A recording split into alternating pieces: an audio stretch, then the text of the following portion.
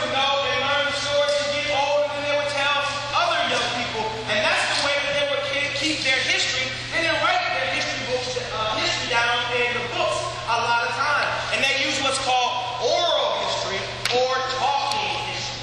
And this story I want to tell you guys about is about a young man who didn't live in one of the big cities, but he lived in a small village that didn't have a big house, but they had houses that they actually made out of branches, out of wood, out of trees that had a grass roofs.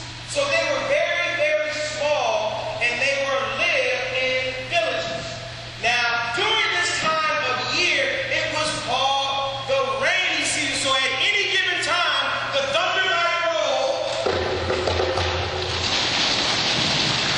and the rain might blow. Good. So you never knew when the weather was going to change. But these people, they were farmers. So they had animals that they took care of that provided milk, that provided meat, that provided they made cheese out of. So they had chickens that went whoop, whoop, whoop. And they had goats that went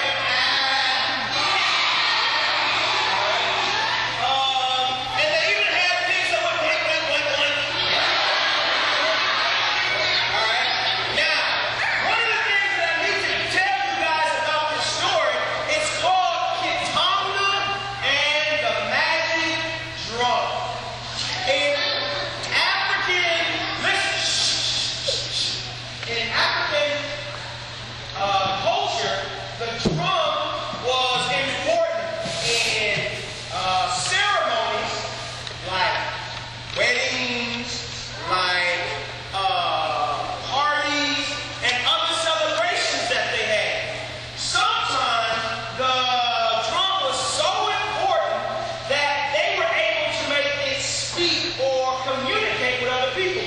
They used the drum to mediate. When you guys have some type of conflict, that the drum would be used to sort out the conflict.